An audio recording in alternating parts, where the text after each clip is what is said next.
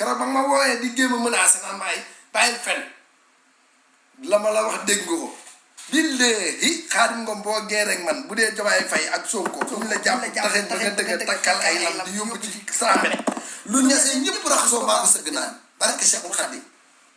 kaay ñu geer nag dama laa woo ci geer bul ma daw de bul ma daw man dawuma la tiituma la daw Sénégal bëri ñu panelu sénégalais yi live bëriw samay këyit maa ngi ci yor ma fees del ngeen ñëw indil ñu fi dossier bi xam naa bu dee Sénégal te intervenant yi ñooy déplacé wu ñii ñëw fii ñoom ñooy dem ñi ci bëgg a toppi kaa ñi bëgg a dem feneen léegi nag kon bi ngeen ko fi indilee ñun ñëpp daf ñu concerné ngeen dugal ñu si ñun ñëpp ba pare ne ku leen diffamé ku wala ku wax ci yéen da ngeen koy porter plainte seen data nday astafurlah yéen yéenay ñan franchement yéenay ñan nous on a rien demandé vous êtes venus là sur le toile nous ramener ça yéen ñëw indi ko ba pare expliquer ñu ko loolu doyatul ngeen wan ñu ay vidéo on est pas des bêtes wax léegi ànduñoo ak yow dafa tax yow léegi doo am ndam yow koy wutal ndam rek wutal ndam rek mais fii police ñëpp la fi nekkal ah justice ñëpp la fi nekkal ni nga amee ay droit la nit ñi amee ay droit kese bii nag moom bëri na ñum doon yàgg di dal bëri na ñum doon yàgg di dal waaye bii si départ ba dama ne am ñu naan Rox warul live ati ma ni ay bu doon man la wala mu nekk sama sœur barki Seydina Mohamed ma ni ci suba si lay live day live tout de suite parce que combat bi yëpp moo nekkoon mu génn ci TikTok bi ku nekk fayu lam la defoon ñu bëggoon fayu lam leen defoon ba nu fayoo ba pare ñoom pare na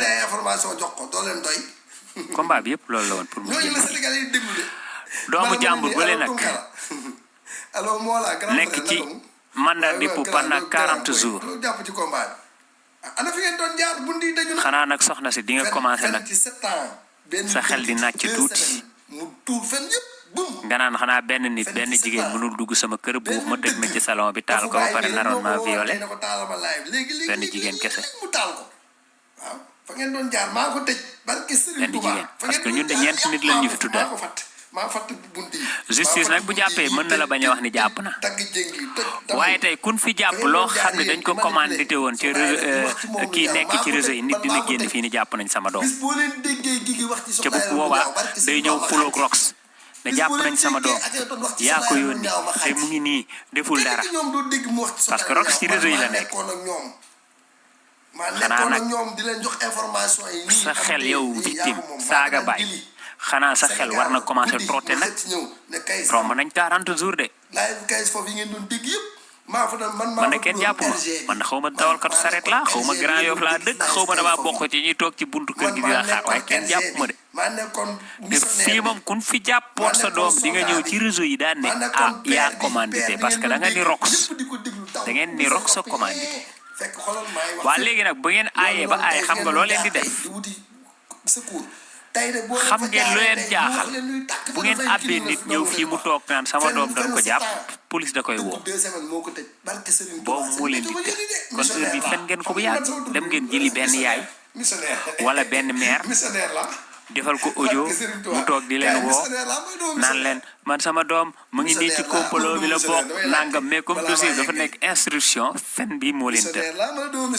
comme réseau yi dañ leen a songandoo ngeen jël ñu démantelé leen rajaxe leen gunay Rox yi nga xam ne duñu nelaw ah te je crois que duma mi moom moo wax loolu démb xaw ma duma mi nee na ma ñii bu ñuy wax mbëggeel ngay sentir c'est toi duma mi je sais pas peut-être si c'est toi qui as dit ça hier que xale Rox yi laa wax te xamoo woon Ouais, c'est toi qui me disais ça hier. Tu dis que ñoom bu ñuy wax ci kaw réseau yi tu as jamais vu ça. Tu savais pas que xawma nan nga ma ko waxee je pense que en français nga ma ko wax. Nga ni xamoo woon ni nit ñi dinañ bëgg nit ñi ci live. Démb bi nga leen dégloo ak bërki dem keroog ba léegi nga ni boo leen di dégloo xamoo woon ni en fait nit dina bëggee nit nii bu ñuy wax ñoom da nga sentir ni dañoo bëgg Rox. bu baax a baax sax. di ko andi Sénégal. ba ma ne la ñii fi toll ni ku décidé na ñii nag ñoo sonal les détracteurs de Rox. xale bu jigéen bi. xanaa léegi yow ñii bëgg Gagne Sérif bëgg gin bëgg Rox ñu bëggaale ci Gagne Sérif te gisuñu ko. C'est hier soir que tu m'as dit ça hier soir ou avant-hier. bi ñuy wax ci live bi ma ne la ñuy ils te permettent même pas d'avoir un petit faux pas. dama koy seetlu même ñoom merci biir beaucoup. bu ñuy commentaire parce que man je lis très vite donc du coup des fois dañuy defe ne commentaire dañ may raw des fois commentaire duñu ma raw bu ma commentaire rawee rek c'est parce que soit dama tourné ci ordinateur soit dama jàpp wala ma def ci frigo bi loolu moo tax mais je lis très très vite mais boo leen gisee nu ñuy waxtaanee ci commentaire yi ak nu ñuy dañuy sotle ba sotle koo xamante ne enfin dañuy sotle ba dañuy xeex aussi ba xeex koo xamante ne seen biir la nekk tu vois ils ne permettent même pas un faux pas mais en même temps ci côté bi ma bëggoon ñëw sànq maa ngi jégal dagg naa la yàlla bu la yàlla dagg mais dama leen di ñaan ñoom franchement ñu am Amine non j'avais fini vas-y. côté psychologique bi xam ngeen yéen da ngeen bëgg Rox bëgg boo xamante ne bëgg bu jéggi dayoo la te du yéen kese sax man mii sànq bi nga doon posé question Abdou maa ngi dégg ngay naan naka ngeen xamee Rox naka ngeen egsiwee ci xeex bi et tout man yegsi ma ci xeex dama ñëw fekk leen ngeen di wax toog naa lu yàgg nag waxuma ci j'ai suivi parce que moi je veux toujours avoir le fin mot en fait de la chose et savoir pourquoi, comment c'est possible, qui est qui, d'où ça vient, comment ça s'est passé. Man ni ko liggéey di toppee fee pour naa noonu lay toppee fee parce que tout simplement man je suis une personne qui est très logique. J'adore la logique et loolu moo tax man affaire bi gën ma métti parce qu'il y a énormément de choses yoo xamante ne pour moi c'est illogique en fait loolu moo tax sama permettre keroog ma yéeg wax tuuti tey ma yéegaat aussi mais man sama yaay dëgg yàlla moom moo tax sama xam sama yaay ma mère m'adore. Ma mère adore Rox au même titre qu'elle m'adore. Va savoir pourquoi, je ne sais même pas. Ça, tu me l'as dit avant cette histoire même. Musuma ko gis sama yaay mu gàddu téléphone am di seetaan ay live et tout ça même moi quand elle elle m'avait même pas reconnu moi quand je parlais kenn ci sama frère yi moo ko ne est-ce que xam nga kii di wax kii kan la ñu wax ko ni elle n'avait pas reconnu ma voix parce que moi quand je parle ma langue en tout cas séeréer dafa gaaw quand je parle français je parle très rapidement et je crois quand je parle wolof aussi mais sax benn jour dañu toog di waxtaan ak jékki-jékki elle s'est isolée et j'ai vu qu'en fait elle suivait un live. Du coup je lui ai dit qu'est-ce que tu fais? Elle était en train de regarder Rox je regarde avec benn enthousiasme boo xamante ne je me suis dit même moi ça m'a choqué j'ai dit mais d'où tu connais cette fille? Pourquoi tu la regardes? Elle m'a expliqué tout simplement que quand elle rentre de son boulot ou quand elle est en plein boulot et qu'elle est fatiguée elle adore le délire de cette dame. Juste le délire histoire yi du ko dégg bu rombee dégg ñu histoire yi ça day dem mais voilà le moment de détente et en fait nee na vocabulaire Rox bi da koo jaaxal. Merci c'est ça quand elle parle ay tabaarikalla ainsi de suite des trucs comme ça mais yëpp loolu la ñu topp waay. dafa am vocabulaire ancien yoo xamante ne doo xam fan la koy jëlee. loolu lañ ma wax ak buy naan mu fondé ko bee des trucs comme ça vas-y. Voilà, et du coup, c'est le côté qui anime un peu ma mère sur Rox.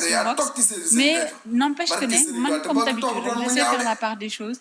Je me suis pas dit, parce que ma mère aime Rox, donc moi, je vais l'aimer. Et il y a le motif, je ne suivais pas Rox. Donc, mais à aucun moment, je n'ai eu la curiosité de me dire, c'est ça, nous, on était toujours là, on ne bougeait pas. Exactement, histoire bii nii moo gënoon tax sax ma ne xaaral nag il est temps que ma dem xam exactement qui est cette dame, pourquoi elle a une aussi grande communauté. Et c'est vrai que la première chose qui te frappe quand tu l'entends parler, c'est légèreté bi. Cathy mu ne elle t'explique une chose après. Vas-y, continue. Voilà dafa am légèreté boo xamante ne dafa nekk ci moom man amu ci man parce que man en fait des fois damay naan dama yàq débat parce que man nit ñi da ngeen di nekk en plein débat di débat bu ma yéegee je suis tellement sérieuse que je ne sais pas rire je ne sais pas faire rire les gens man de légèreté boobu noonu defe naa bokk na ci li tax nit ñi bu topp ko à part le fait que nit ñi ñu wax dafa sincère et tout sincérité boobu nag ñi ko gën a jege ñi koy woo téléphone moom dafa free en fait il va passer d'une chose à l'autre. exactement ñoom ñoo ko mën a wax tu vois donc je pense que ne ku ñëw di seede ci nit rek c'est parce que da nga gis loo xamante ne daf la frappé ci moom xëy na loolu moo tax communauté bii mu am tey mu am mais ça ne veut pas dire que ne nag da nga koy gis topp ko rek ba dara du xewee tu ne sais pas faire la part des choses et je pense que man ak samay morom ak keneen on est assez intelligent quand même pour faire la part des choses quand il y a un problème et loolu moo tax aujourd'hui nit ñi ñu koy topp di xool di distinguer lan mooy dëgg ak lu dul dëgg et problème bi nag dafa souligner lu bëri en fait dafa souligner diggante nit ak nit dafa souligner diggante jigéen ak jigéen dafa souligner kóllëre nit ak nit parce que nit ñi dama jàpp ne dañuy wax naan dañoo war a laa biir di laayalante biir ba pare am kóllëre man seen situation bii nii gisuma fi laayalante biir gisuma fi kóllëre gisuma fi leneen xam nga lan laa ci gis ñu ko waxee sax yaa trahison moo ci am parce que dama dem ba jàpp ne rek nit ki boo demee ba ngeen sekk yéen nii ba mu mun a toog waxal la sa mbaax ba pare yëkkati xaalis bu doy comme nit ñi di wax naan ketal la ko joxal la ko kooku en fait amul xolu ci ñaan ci yow ci li ma foog man kooku amul xolu ci ñaan parce que ki la talul faalewu la lijjantewu la du toog nga am problème mu lay ketal wala mu lay defaral yenn yi xëy na aujourd'hui nag erreur bi gën a am na te lii nii man pour man dama jàpp ne en fait njuumte bu rëy la moo tax ñun ñii tamit di wax dañoo war a tamit toog defaraat suñu toogaat mais pour revenir à li nga doon wax sànq que ne da ngeen di def diabolisation est-ce que xam nga TikTok Sénégal en tout cas dama naan di seen benn affaire je pense que je suis pas la seule on a compris maintenant comment se passe un petit peu la guerre psychologique au Sénégal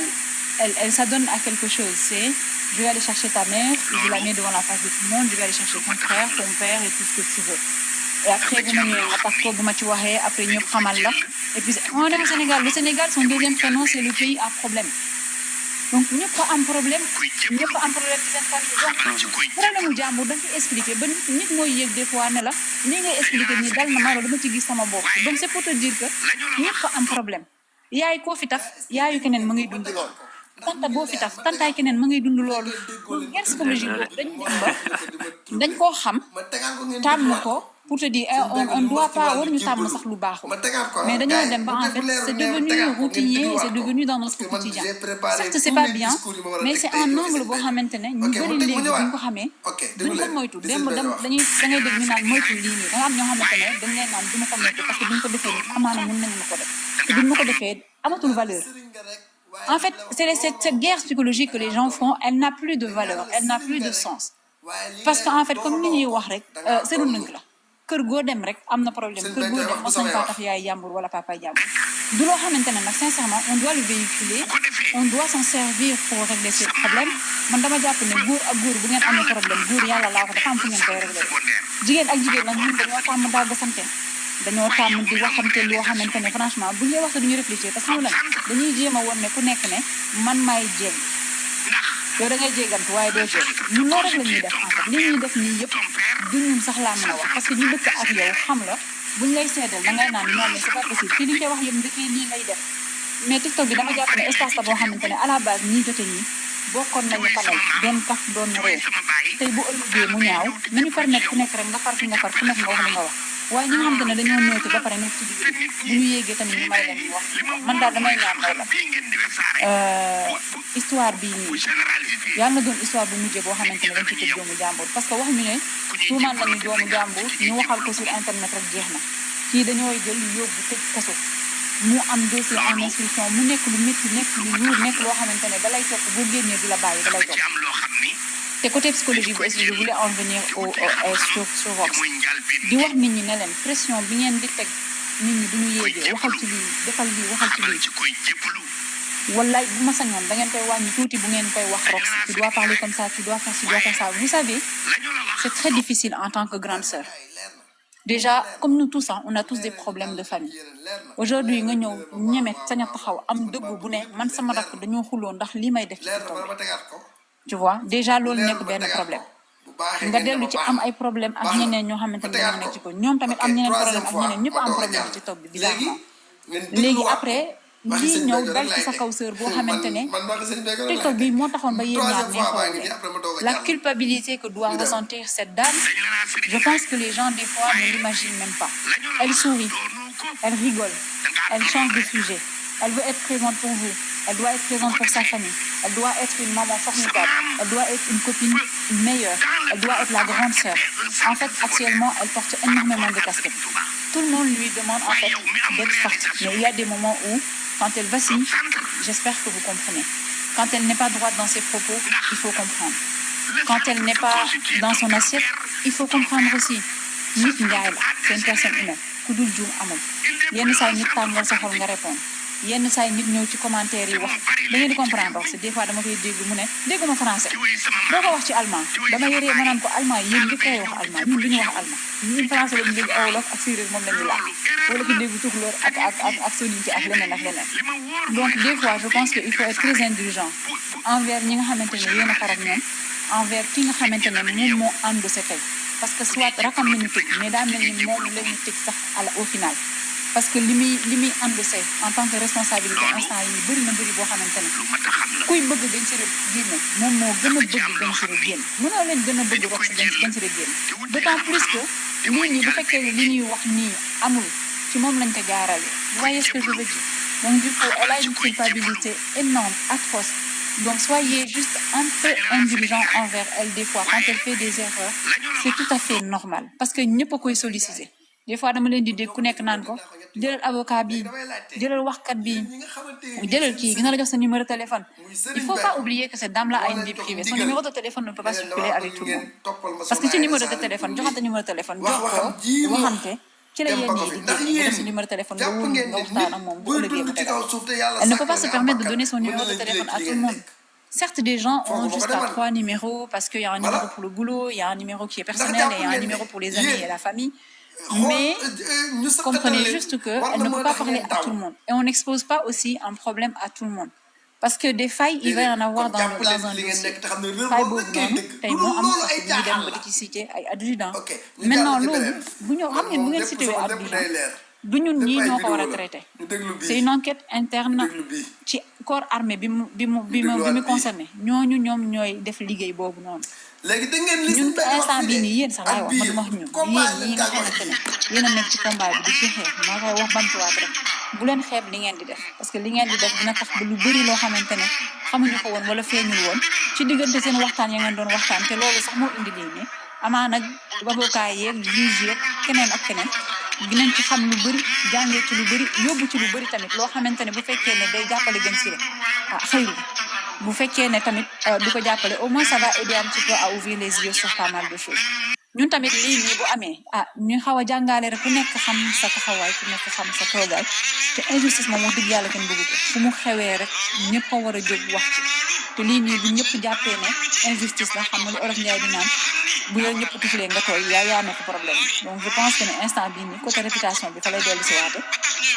les gens doivent faire attention les gens doivent aussi du ma joxe du conseil yi may joxe parce que gënuma kenn maa fi gën a mën toon man ñi nga indi gis ni dama yaru ne waaye yaruwul mais quand même comme ay jigéen lañu lii bu mënee ñàkkaat daal na fi ñàkkaat wala bu ay c'est des mots qu'on dit c'est des paroles à parole bu amee na yem ci TikTok bi rek mais parole à parole tey dafa jéggi dayo ñi doon wax sànq ne dafay dagg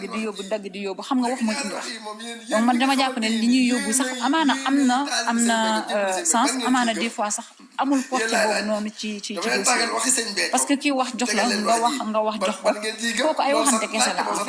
waxante yi nag mooy dafa am foo xamante ne yoon daf ñu permettre ñu dem ci am foo xamante ne yoon permettre ñu dem ci fan ñun lañ Sénégalais yi fan lañ amee problème mooy ñun maîtriser wuñu yoon xamuñu li ñu leen permettre ñu def en tant que individu xamuñu loolu li ñu permettre ñu def par rapport à ñi nga xamante ne moom lañu dëkkal ci biir réew mi parce qu'on n'est pas tout seul la loi elle concerne tout le monde une loi a été réglée c'est pour une population c'est pas pour les vaches c'est pas pour les moutons c'est pour la population c'est pour respecter et xam yan cër nga war a jox ñi nga xamante ne moom nga dëkkal ak ñi nga xamante ne ñoom nga nekkal ci biir réew mi ce qu'on appelle tu as des limites et j'ai des limites waruñu ko dépasser boo ko dépassé wee fa la yoon di ñëwee nag mais lii nii nag wax dëgg yàlla jéggi na dayoo boo xamante ne mais lii may gis nii yëpp pour man c'est une guerre psychologique et je pense que Rox est assez armé pour faire ça parce que boo ko waxee même bu dee une semaine bu génnee gën a la tontu na mu lay tontuwee nag xëy na loolu mooy reetaan loo nit ñi mais day reetaan nit ñi ba pare di waxaale soxlaam mais en tout cas c'est quelqu'un koo xamante ne daal man li ma gis ci moom daal mooy légèreté elle est pas froide du tout et je pense que ñëpp moom lañ seede nit ku accessible nit koo xamante ne apparemment boo xam moom téléphone ci suuf day mel ni xale donc je pense que kooku noonu finalement amul loo xamante ne am nay dara ay ki ñaan yu muy yéene moromam wala mu koy yéene keneen ak keneen sànq tamit posé nga benn question Abdou nga ne lan moo leen gën a métti ci dossier bii nii man xam nga la cause des enfants me tient très à cœur sànq interpellé naa ci benn côté damay interpellé waa de justice wala ñi nga xamante ne ñoom ñoo yore ñooy saytu ay mbiru xale ñi nga xamante ne ñoom ñooy gérer tout ce qui est protection de l'enfance ce dossier on en a parlé en long et en large tout le monde a dit ce qu'il pensait mais les personnes n'insistent pas surtout sur le côté des enfants man j'ai insisté 2 ou 3 fois je crois et man côté xale yi moom moo ma xawoon déranger parce que dossier boo xamante ne dañ cee wax ku ëmb dossier boo xamante ne dañ cee tudd xale bu am 7 ans dossier boo xamante ne dañ cee tudd xale boo xamante ne boo ko déggee seen histoire dëgg bii nii billahi wallahi yàlla ma tiim taw damaa jóge bëgg a dee je ne sais pas si les gens se sont rendus compte de la détresse de Babacar de l'angoisse de Babacar et la peur Babacar avait quand il parlait un enfant de 20 ans góor yàlla parce que ku xam 20 ans nekk ko xale mais est-ce que mën nga ràññee lu baax ak lu baaxul bu fekkee ne tu es sous pression bu fekkee ne yow dañ lay forcer nga def yenn yi loo bëgg xëy na force boobu moo tax ñun en ci li ñu jot a dégg muy jooy ci vidéo bi la voix tremblait tellement que tu sentais de l'angoisse que tu sentais que cet enfant-là il vit quelque chose qui n'est pas bien du tout Babacar nag yàlla dafa def xaw ma dama war a wax ne Dieu merci ba mu génnee foofu wala dama war a wax nit ñi war nañ ko xoolaat damay wax papaam ak yaayam ñoom ñu ko jur ak ñi ko jege ne leen nañu xool Babacar bu baax a baax parce que man en tout cas li ma dégg nii cet enfant a vécu peut-être des choses qui sont très très très dures et ça il faut un suivi pas forcément un suivi psychologique parce que ñun tàmmuñu ko mais toog waxtaan wax li nga xamante ne moo nekk moom bu naree yooyu ñu bàyyi ko mu dee bu waree yugu ñu bàyyi ko mu bëggee génn doxantu ñu bàyyi ko mu dem mais yeneen xale yi nag ñi nga xamante ne moom lañu cité ci dossier bi nii xaw ma amul xaw ma amul le service qui s'occupe de la protection des enfants doit faire encore plus d'efforts sur bu kaa yi amee certes ñu ngi xool dëgg fan la féete mais ñuy saytu ñi nga xamante ne tontam dossier bi ñoom lañ ci cité te xale yi ñu ci cité bu fekkee ne Babacar lii la dund je ne sais pas exactement ce qui se passe avec les autres enfants je ne sais pas si une personne regarde qu'est-ce qui se passe avec ces enfants-là je ne sais pas si quelqu'un a le temps de se demander est-ce que les enfants mériteraient de vivre dans un environnement pareil ou pas je ne stigmatise personne je ne juge personne ñun ñëpp ay yaay lañu te des fois yar métti mais yar bu métti tamit dafa am koo xamante ne fa la war a yegg te man lii ma dégg nii rassuré wu ma dara ci ay doom yoo xamante ne dañ leen téye wala doom yoo xamante ne je ne sais pas je ne peux que me baser sur ce que j'ai entendu et je pense que tous les gens sur TikTok aujourd'hui ont entendu ces audios-là et moi j'ai le droit de m'inquiéter pour ces enfants-là donc s'il y a des services aujourd'hui qui s'occupent de la protection de ces enfants et des jeunes on leur demande tout simplement ils peuvent avoir accès à ce dossier et aller regarder si ces enfants-là sont bien ou pas. Ça ne serait pas de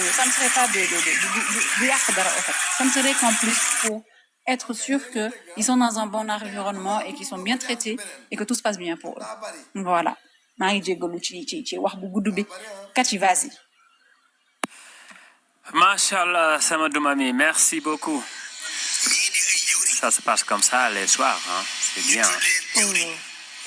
Ça fait du bien aussi des fois d'écouter les autres parler. Ça fait du bien de l'écouter, ton mamie. Vas-y, Cathy. Ça fait du bien de l'écouter. Man daal Abdou rëccu ma ni ma duggee sa live bi tey parce que li ma ci gis daf ma neex ba pare waxtaan bi dafa dal te dañuy déglu wante c'est tellement important gis nga du mami sànq dafa dugg ci yaayam moom moo bëgg Rox man j'ai l'impression que ni man toute ma famille même mes enfants ñoo xamante ni xamaguñu ay 2 ans la ñu am ñoom dañu bëgg Rox parce que man dama bëgg Rox tout le temps man dama toog di ko déglu am na benn jour dama toog di ko déglu muy làkk allemand sama benn collègue mu ne ma hey moom allemand xaaral ma andi ko tuuti rek kii de suñu mbokk la fii la dëkk damay def bouche bee léegi saa yi bu ma koy déglu daf may dégg mu ne ma ah dafay déglu si système même sama kër sama jëkkër déggul olof bu baax mais bu ñëwee daf may naan ah yow sa système bi ngay déglu Rox moom da koy reetaan mu ne ma moo may jàngal olof Rox elle est spontanée te nit ñi dofuñu abdu du man damay déglu Rox depuis ça va faire plus d'une année léegi la lañ ci ràññante sax parce que léegi la xam ne man dëkkandoom la mais elle est spontanée ba pare dafa am ay valeurs yu Rox di dégager yoo xamante ni les gens n'arrivent pas à comprendre gis nga waxu sëy yi bi mu amee Rox am na seen photo doom yi de Rox am na seen vie privée ñoom am na ci ay information yoo xamante ni bu ko tegoon ci table bi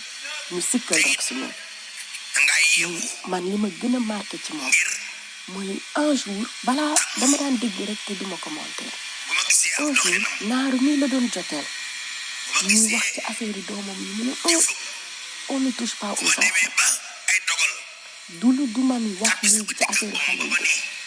yi mais Rox lu mu ne man duma laal xale et pourtant ñu ngi taf Luka ñu ngi taf Gibson di leen saaga di saaga seen yaay di saaga seen maam mais dañoo wax rek man duma laal xale géerewu ma lool yooyu bokk ci ak yeneen ak yeneen yoo xamante ni day xeex ba ci biir mais tu vois que dafay nekku si ki ma jugul fay man damay leeral dëgg gi parce que man de sëñ bi moo ma yónni ne ma demal nga leeral dëgg gi demal nga wax ak waa Sénégal comme yow yaay missionnaire bi yow yaa xeexoon ci mission bi ba am na mission boo nekkoon xeex nga fa ba mu jeex léegi dama lay indiwaat ci beneen mission parce que missionnaire chaque bu fekkee un militaire ma joxe ko exemple ci militaire tey mën nañu yóbbu mission nga dem Darfour su ma ñu yóbbu la mission nga dem Liban gannaaw su ma yóbbu la mission nga dem Centre Afrique te mission yi toujours c'est seul le terrain qui commande le terrain qui commande ci mission bi doon benn mission bi nga dem Darfour terrain bi fa nekk ak mission bi ngay dem Congo terrain bi fay nekk duñ doon benn moo tax c'est toujours seul le terrain qui commande seen béykat moom ma yónni mission pour ma leeralal Sénégalais yi li fiy dëgg ak li nga xamante ni moom moo fi nekk 2019 ba 2025 di ay kàcc benn fan juróom ñaari weer kàcc yow yaay kan 2 semaines dëkk ñëw fëxas ko dootoo ci dégg ku ne mu kenn doo ko dégg kenn doo ci dégg mu wax kenn du ci wax bu leen leen waxal loo leen di wax bu leen leen waxal loo leen di wax da ngeen amal loo leen wax am na ñoo kon xamante seen ni réewante gu benn ngeen bi nekkee woon yëpp da ngeen naan jàpp ñii naka la sampu sëñ Béthio bi jàpp dëgg-dëgg jëmmi sëñ Béthio bi di ko wax lu leen neex réewante googu nag moo fi jeex Idriss missionnaire mooy dagg jéngi yi bum man je sais que man àddunaa may déglu am na koo xamante ni peut-être yaa àddunaa may ngi déglu dégg li may déglu ci dans suuf sa famille wala moo am na ñoo ëpp xamante ni yaa ngi li may déglu ci kaw nga xam benn vidéo mu toll ci ay Léegi millions doomi aadama yu koy seetaan avocat yi Rox bu gëmoon gagnant day am 10 waaw booy dinaa ñëw ci PAV yi te bu sama ko mbokk jaree militaire yi dinaa àtte ñëw nañ ci ko yéen fii ak 1 ak an mbokk policier yi man sama mission ak yéen mission boobu maa ngi koy dox ba tey allégé maa peine ngi ci ciy wax prison bi maa ngi wax ci yooyu yëpp maa ngi ciy wax tey dafa am beneen mission boo xam ne dama cay tàppi dañ ma yónniwaat beneen mission may dox mission boobu bàyyi leen rek tey ma nekk mission boobu suba ma la gannaaw suba ma ñëwal leen seen mission bi ngeen bëgg waxal leen parce que seen autorité dañ may déglu te xamal nañ ma parce que sama ok te damay waxtaan ak ñoom ci suuf bàyyi leen ma yeggali fii rek dégg ngeen ah ok ba tey nii nit ñi dañu wax ne Rox ba ma tàmbalee wax ba tey saagoo ma ndeyu kenn saagoo ma bàyyi kenn wax dëgg Serigne Touba mais nit ñi waxi Serigne Touba laa fi wax moom Serigne Béthio ak teg ay waxam nit ñi di ko déglu tuuma la guma fi kenn waxaguma fi kenn loo xamante ni maa ko sos mbala maa ko inventé waxi Serigne Béthio laa fi wax moom laa fi teg déglu leen dama koy annuaire yaa un nerveux boo xamante ni nit ñi mënuñu ko comprendre gis nga boo nekkee yaay ngay reetaan pour camoufler sa tristesse pour bañ a influencer sa environnement doom dalay yomb nañu bàyyi di interpréter yu sëy nañu indulgent à travers par rapport ak Rox parce que da koo soxla suñu nii dafa soxla suñu présence duma ne li koy wax sànq li mu yene dafa ëpp dafa bëri mu ngi jéem a neexal game bi mu ngi jéem a neexal TikTok bi ok mu ngi wan ne leen ni ko man gaynde laa doo leen ma daaneel mais nit kese la doo jàpp sama rakk man ma nekk ci jàmm man mënuma am culpabilité lu war ni man sama game tey jii ma jot ak yow nga jàpp sama rakk c'est-à-dire que nit ñi il faut que ñu xam ne nit du robot il faut ñu xam ni que Roxy nit la jigéen la et c'est une maman célibataire am na loo xamante ni dañ koy fàtte Sénégal nag dalay wane sa bopp ne man dama dëgg dama pànk mbalit bu ñu yenu ñëw yen la ko mbalit bu ñu jëlee fële ñëw yen la ko ne nga attan nga ko il faut que ñu def attention moo tax duma ni li ñuy seetlu ci laay fii ne waa commentaire yi même ñun sax dafa am ay affaire yu ñuy bloquante si biir bi def c'est parce que dañuy protéger rek te ku mel ni man ñeneen ñu ma gën a garaaw sax ñoo nekk ci TikTok ñoom braqueurs ñoo xamante ni dañuy fonctionner 24 heures sur 24 duñu nelaw depuis problème bi mu amee c'est des gens qui aiment à travers sa personne à travers ce qu'elle dégage à travers son énergie ñun famille bu baax la ñu def et je ne le dis pas parce que diw Fall la sant wala diw Diagne la sant wala Mbaye wala je ne sais pas mais dangay xool nga xam ne que ñii ay parents yu baax la ñu am teg ci ñoom ñu baax te ñu bëgg rek si bëgg gaale gan si te lii day jox sax ñu koy gën a bëgg parce que ay dégage beaucoup d'énergie positive nit ku positive la soo ko gisee nag doo ko xam soo toogul waxtaan ak moom doo ko xam boo waxul ak moom après doo xam moom mooy kan mais heureusement que moom xam na moom mooy kan gis ngeen li nag dafa ñëw problème bi dafa ñëw pour leeral lu bëri sànq yaa ngi ñaan ne bii yaa ngi si mujj mais bii mooy ndar képp bi de parce que wax yi sànnante wax yi dafa bëri woon kii di wax fii kii sànni fii kii wax fii kii sànni fii léegi nag dañoo waroon dem justice français malheureusement ci ku mu tombé la warul woon tombé mais dañoo waroon dem justice wax ni kii tëdd kuy génn fii lay jeexee lii mooy point final parce que nag wax ji bu jeexee soit ki daan wax ba indi ay yeneen problème dañ koy tëj bu génnee ñu bàyyi wax ji ñeneen ñi tiit noppi moo tax gagnant dina régler ay problème yoo xamante ni sax du ay problème duggam bii dina régler ay problème yoo xamante ni sax du ay problème am te li si kanam rawuli bët injustice bi ay yaay dañ ciy dugg te gis nga problème bi dafa tax nit ñi dañoo bëgg a mais léegi dañoo def ci rox problème bi dafa tax nit ñi dañ ko ñëwatal def ci moom c'est une grande sœur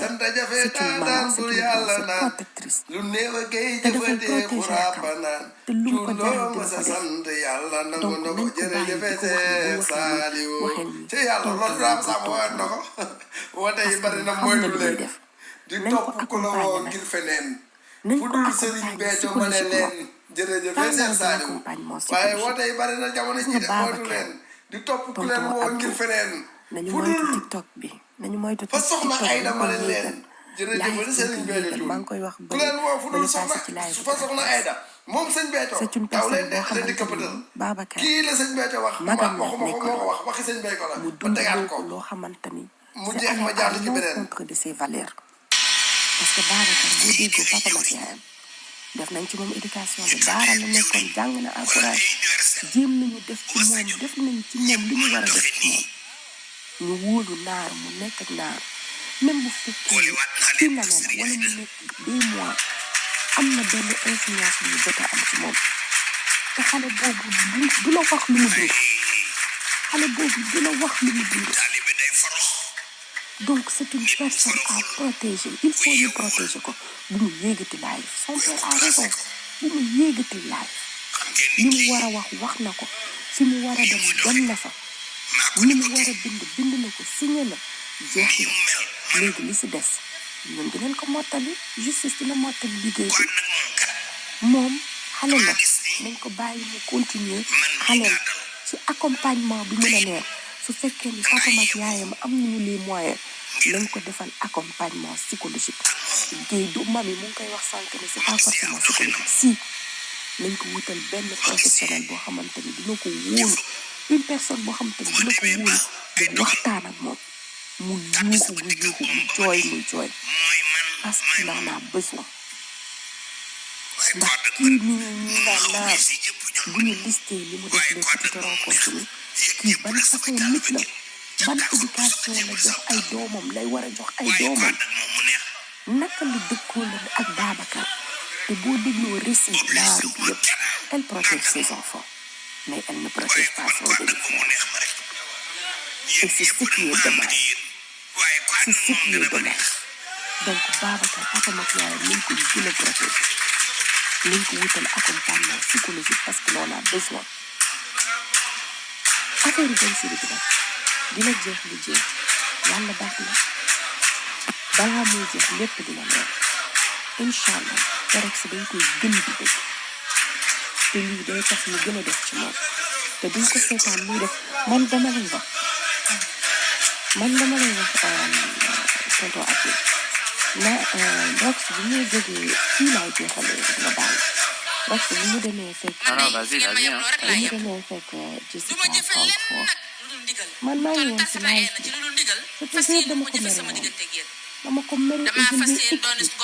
dama ko il faut pas le faire dañ koy décorer jigéen la non mais Jessica moo fekki ji mais fekkiwu ko Jessica non Rox Allemagne la dëkk faut pas mélanger les choses Jessica moo ñëw Allemagne Rox am na droit dem dëkk bu ko neex ci salle bu ko neex loolu ça n'a rien à voir jarul kenn di ko ci mere c'est pas la peine de répéter ça ou de charger Rox est allemande moo xam man ma nekk Paris dara xew Marseille su ma neexee ma dem ba foofu nit ku ma ni boo ñëwee nangam am ak man plaignant ci réseaux sociaux yi j'ai le droit d'aller dans la salle loolu moom jarul kenn di kii maa ngi doon romb benn vidéo aussi bu ma gis ñu partagé ko Rox mu ngi naan sama rakk moo am fula police yi woo ko convoqué mu ne hey bu leen ma woowati indi leen convocation bi ñoom ñu ngi koy partagé pour def ndam c'est une raison elle a raison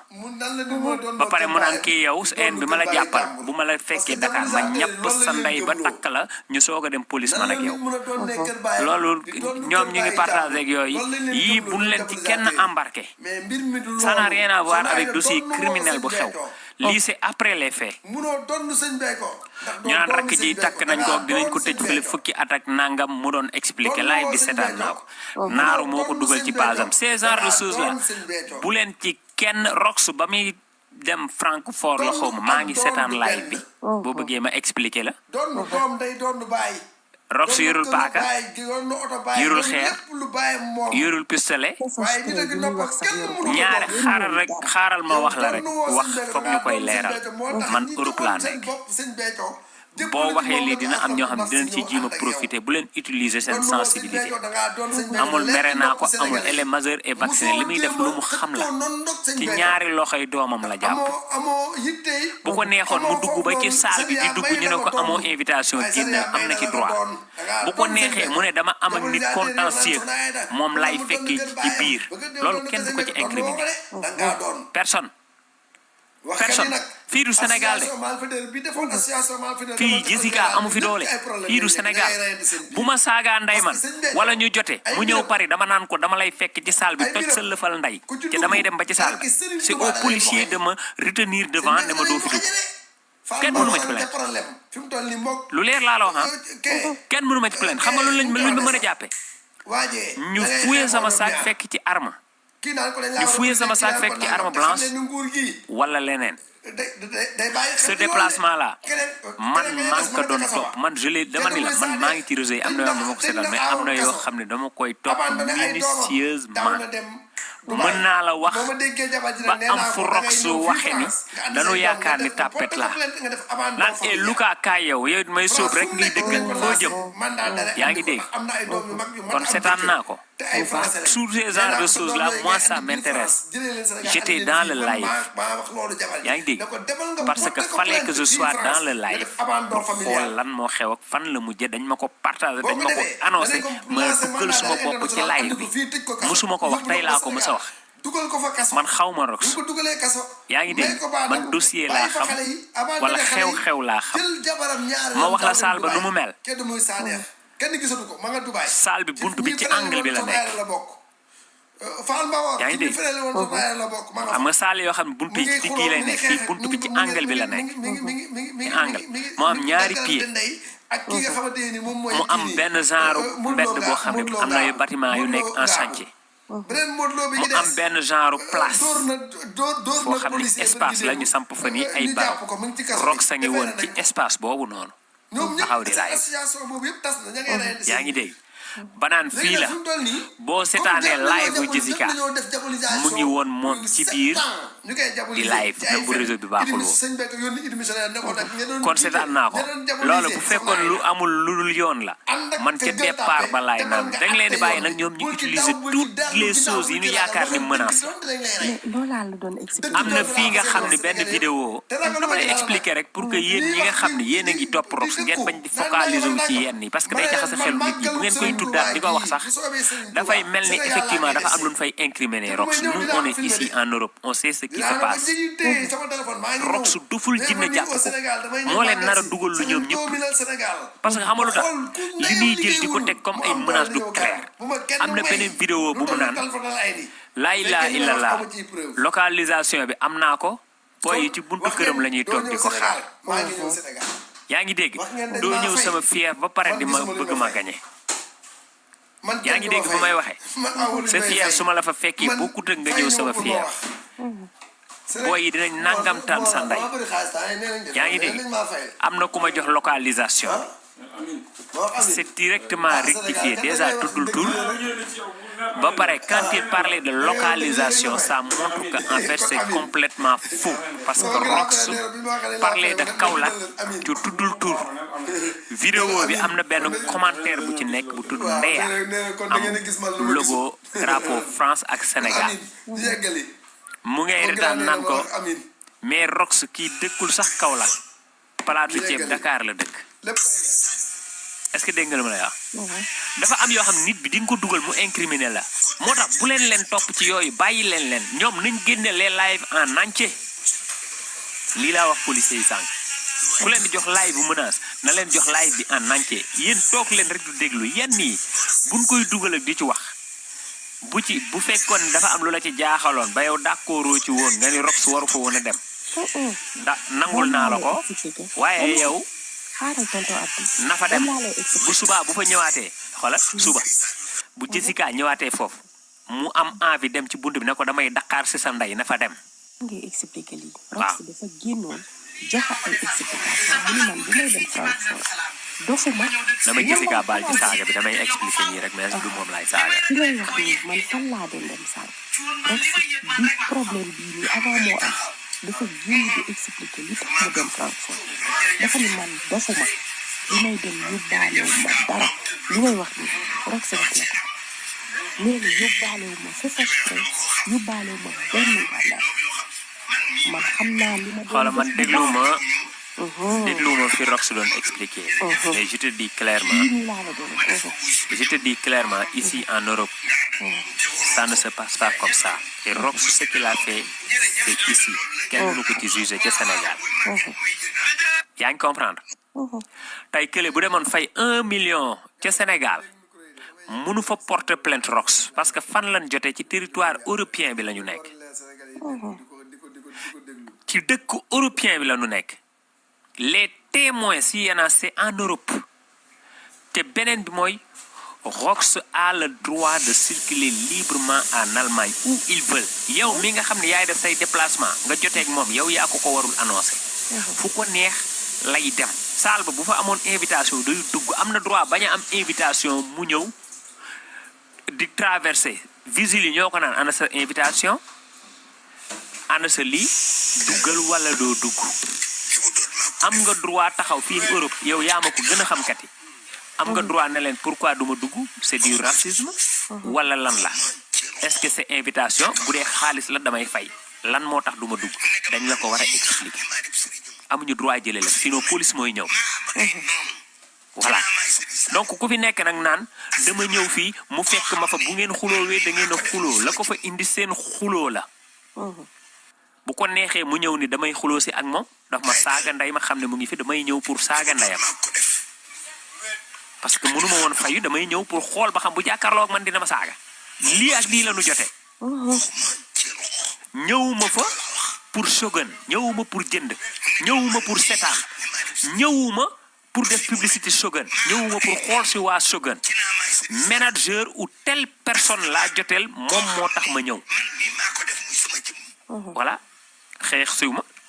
nee naa ko su ma la fi fekkee naa nangam tan sa ndey ñu fuyee sa saak loo yor juruma dara ba pare ñan nga àndal ay xale nga àndal c'est le contraire yow li ngay def mooy di nga dem Allemagne nga porter plainte joxe fa say papier mais du signifier dara xam nga lan lay def boo demee porter ko plainte biir Allemagne maa ngi lay dagg sax di yàggal de nga baal Jessica bu porter plainte ci loolu biir Allemagne c'est le contraire moom dana fa bàyyi ay filiation yëpp ñu jël sa plainte yaa ngi dégg mais ñoom mënuñu suivre Rox ndax yow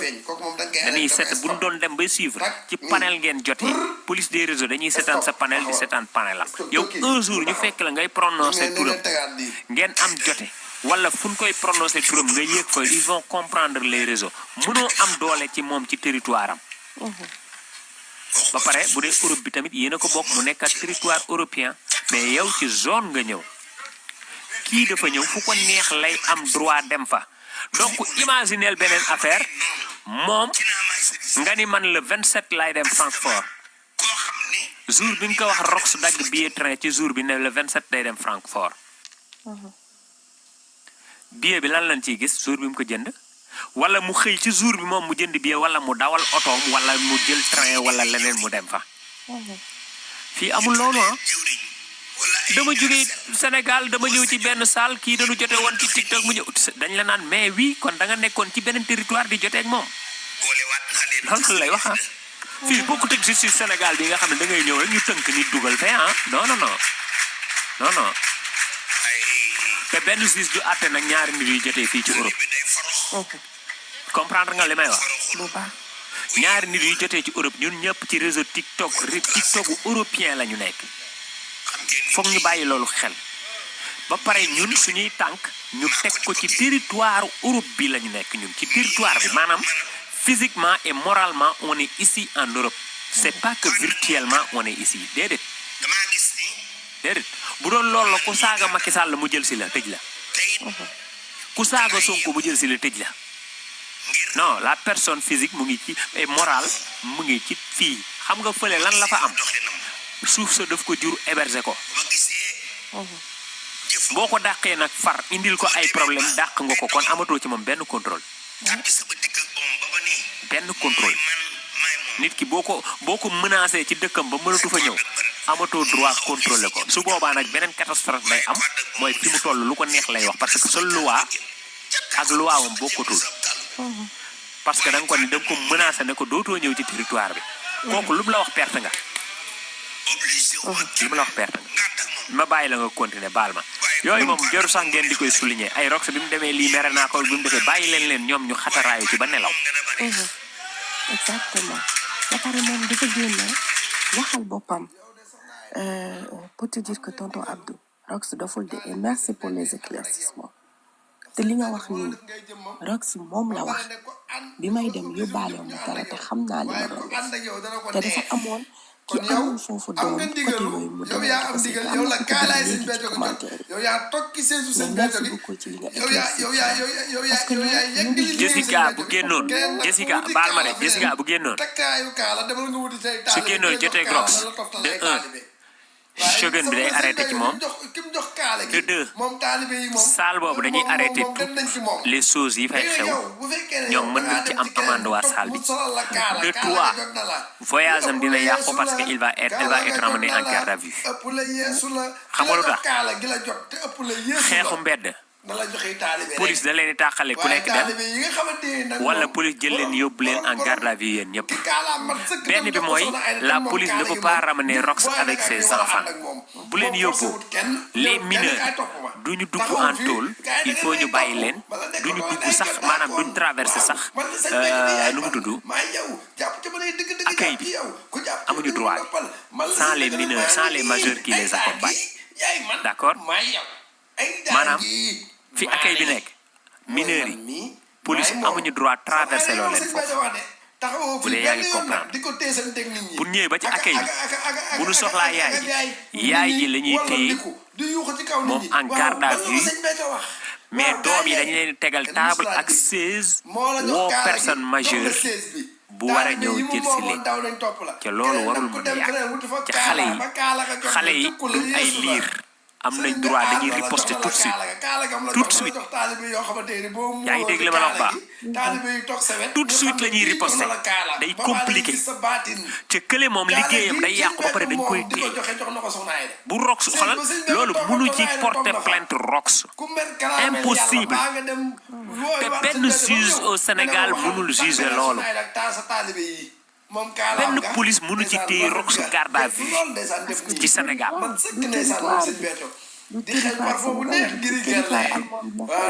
merci beaucoup ñaari sénégalais jote ci virtuel bi ba pare beneen bi moom mooy kële ka nekk Sénégal moom neexul waxal parce que musul tukki bu musee tukki tamit du Europe fii la mës a ñëw yaa ngi dégg lu ma la wax kooku ku koy ngemb rek mën nga ko ngemb ci lu la neex mais gis nga même nga nekk dans ci benn territoire ngay jote ak ku nekk ci beneen territoire am ku nekk ci territoire bi nga téye ko à partir de là tu commences à avoir des préjudices dans l'avenir du tey nag oui parce que dafa am foo xam ne bu fa tollee c'est la diplomate qui prend les relais yaa ngi dégg parce que Rox tey bu ko neexee mu ñëw ba Sénégal bàyyi xoolal fii kayitu Sénégal am yëpp yaa ngi dégg Rox bu ko neexee du jour au lendemain mu dem délaissé bàyyi complètement nationalité sénégalaise et ça va compliquer beaucoup de choses encore moom mu am ko de xam nga am na ñaari bu ko neexee mu dem gedd ko du ko xotti rek yam ci de day dem delloo leen seeni kayit da koy delloo carrément il n'existera plus dans le fichier beneen bi moom mooy Rox bu ko neexee du jour au lendemain il peut changer de prénom et de nom et de sexe ne la Modou Mbaye laa tudd léegi damay changer sexe Europe c'est légalisé Modou Mbaye laa tudd wala mu ne la Jean-François Mitterrand laa bëgg a tudde sama bopp dama bëgg a changer tur danga ko koy changer ci fichier nga am problème nag yow nga nekk ci territoire bi fa la di ko xaar non seulement tout ça nom de jeune fille wala nom de marié mooy nekk est-ce que yéen nit mën na ci wax Luka nu mu sant ak date de naissance am ak carte d'identité ak ay maamam ak nangam Rox rek moo ko xam par exemple Rox peut-être moom bi muy jël nationalité ci carte d'identité bi am na beneen tur beneen bu ci nekk carte d'identité allemand boobu bu fekkee ni moom sonal nañ ko mu délaissé lépp bàyyi lépp dakk billet d'avion suba dem Sénégal boo ko téyee loo koy téye il a rien fait dans le territoire même bu doon dafa commandité sax même bu doon complicité commandité nga koy jiiñ fan la nekkoon di ko def Allemagne boo ko téyee garde à vue ba pare dossier bu jàllee parquet wala moo xam jàllul après c'est l'ambassade Allemagne qui prend le relais parce que reyul nit ci biir territoire bi amul mandat d'arrêt international complicité nga koy jiiñ doo ko téye mandat dépôt fële di xaar ils vont déléguer benn comité wala ñuy saytu ñoo xam ne ñooy ñëw tribunal bi saytul leen li xew là ça va aller très vite parce que ils vont saisir ce qu'ils ont de droit dañuy bàyyi sa garde à vue duñ ci def dara garde à vue bi bu jeexee ils vont être annoncés ñoom ñooy mandaté benn avocat wala kenn da leen di saytul li xew taf gis nañ fi le cas de Juan Branco buñ saytoo ba pare la plupart du durer 4 à 5 jours par contre elle va être rapatriée bu doon dafa def dara ci biir territoire bi nekk ci biir territoire bi def ko fa loolu du am sens bi pour ñu rapatrier ko bu dee comprendre nga li may wax Europe signé wuñu loolu voilà Europe signé wuñu loolu boo ñëwee Sénégal nga nekk européen nga ñëw ci dëkk bi nga ray fa nit wala dara Sénégal amul accord boobu maanaam ci dañ koy kii américains yi rek yaakaar naa ñoo am loolu maanaam bu citoyen américain defee dara ñoom ñu indi ko seen dëkk jugé ko tuma mi su ma juumul je crois que loolu la mais Europe amul loolu ak Sénégal France de amu ko boo jógee France nga nekk français nga dem ba Sénégal nga ray fa nit ñoom am nañ droit tëj la foofu américain yi wéy américain moom américain tey bu defee dara ci territoire Sénégal bi dara arrivé ko am na certaine limite boo xam ne après ñoom da nga leen di delloo seen doom ñu tëjal ko seen bopp mais dañ koy tëj nag état yi dañuy tëjante c'est ça ils sont pas obligés. France waaw mais France moom amul loolu France moom Sénégal lañ lay tëj ba nga faatu. Négociation dafay am et les négociations vont se faire aussi en fonction des conventions qu'ils ont ce pays-là à extrader ou pas extrader savoir en fait crime boo xamante ne étranger moo ko def ci seen dëkk. Kati baal ma de dama la dagg mais di ñu ñëwaat léegi. Donc il y a des conventions qui se passent. Le pays concerné n'est pas tout le temps obligé de remettre la personne en main de l'autre pays en fait. C'est ça. Boba convention yi ñooy njëkk a jàll ba pare après négociation day am ci biir et la plupart du temps quand il y a une négociation c'est rendre un prisonnier contre quelque chose. C'est toi de reprendre un prisonnier que tu as loi ñu jox la benn prisonnier. Soit mu am loo xamante ne daal biir boo xam ne day nekk ci seen biir mais on ne rend pas un prisonnier comme ça après ñu dem foofu. maanaam bu dee affaire crime la maanaam comme par exemple lii sax fi mu gën a grave mooy ñoom rox affaire crime lañ ko jiiñ parce que dañu ne moo commandité yaa ngi dégg tentative yooyu. fii day gën a compliqué ki ñoom moo tax ma ni ka nekk fële di wax moom musul tukki donc elle ne peut pas maîtriser les lois de quelqu'un qui a une nationalité ici mënu ko xam te beneen bi gën a compliqué mooy allemand parce que tey allemand bi pour nga tëj doomam lépp vidéo bu kii dagg nga di ko jox dafa nga traduire ko one by one vidéo yi muy dagg ci kiiwu live yi roxu yëpp roxu bu ko neexee nga ñëw mu ne du ma wax sans mon avocat nga ñëw nga ne ko ban avocat maître El Hadji Diouf wala mu ne la l'ambassade allemand sama avocat Allemagne la nekk nañ ko contacter. Exactement. buñ ko contacter ñu désigner ko benn avocat foofu mu ne nañ ma traduire les faits ñu di ma ko yónnee mu am représentant foofu moom naaru moom mooy dem traduire lépp en allemand avec un traducteur assermenté. waaw du kenn ku koy traduire de moom mooy dem traduire ko en écrit et en audio parce que affaire crime la. tey par moo tax ñëwal rox ñëwal dafa yomb trop. tey rox bu bàyyi leen ñu xaram ci ba nelaw rek. tey rox bu doon wàccee Sénégal dem vacances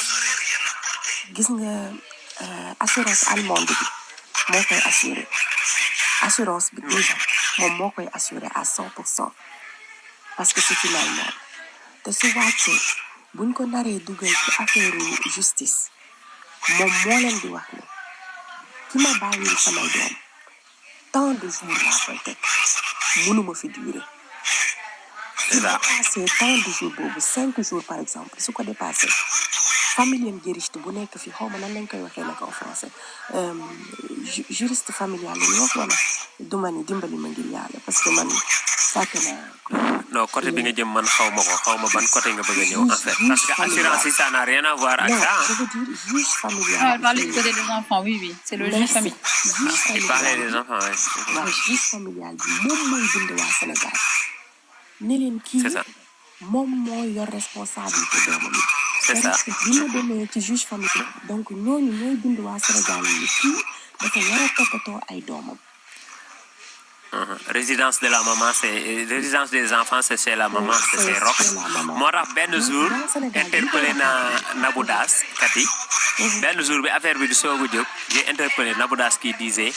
ci live Californie suba bind naa ambassade Allemagne dinañ nangu doomam yi ma ni mais kii elle rêve vas-y continue elle rêve. dafa xamul dëkk bi ni muy demee c'est-à-dire que rox dans son cas elle est surprotégée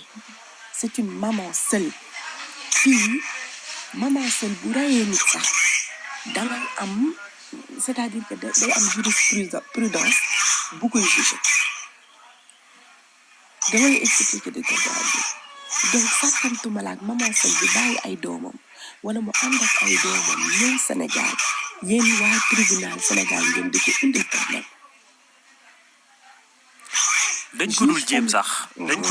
jéem kii mooy nekk di rêver parce que nga baal ma Rokhaya Daba Fall lanu xam nga sénégalais moom dafay xam tur bi nit bu ñuul bi ak image bi xamuñu ne un moment ce n'est plus la personne qui compte c'est tes filiations c'est ses filiations qui comptent ñoom xamaguñu loolu ba tey da ngay dégg ñu naan rox boo nee cëpp Sénégal boo nee cëpp mais policier bi koy jàpp lu mu koy jàppee exact vas-y allez-y mais du coup moi je recoupe un peu tout ce que vous avez dit boo nee cëpp Sénégal waa léegi ñoom lan moo leen tere dem Allemagne tu sais c'est un billet qui part là-bas c'est un avion qui vole et c'est un visa qui va il peut demander elle peut lui acheter un billet pour venir bah toi tu demandes un visa pour venir ce qui est plus compliqué attends billet plus visa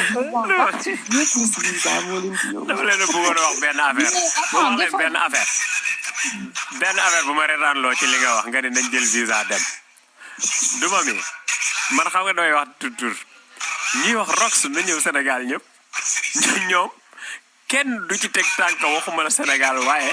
frontière u Sénégal Nabou Daas du dem Sénégal rawatina SN Cité Gindia la ko fay xaar fa mu dëkkoon avant muy daw di dem New York cité boobu la ko fay xaar du dem Sénégal waxuma laak nag li mu joteeg Sonko Diomaye ak keneen bu ma weddee ma nga Nigéria jege na Sénégal na dem keneen kan sama copain sama xarit Californie Sall moom mën na ciw mën na caa moom du dem Sénégal bis boo ko déggee mu naan Sonko laay votel Sonko baal ma ak Sonko nangam loolu mën nga xam day dem mais jamono bi du dem Sénégal kan mooy waxu Sénégal rox demal Sénégal Awuskiti du dem Sénégal Macky Sall nekkatu fa du dem Sénégal ak kan secours waxuma la dem Sénégal waaye Europe bu ko génnee duggaat kon du dem Sénégal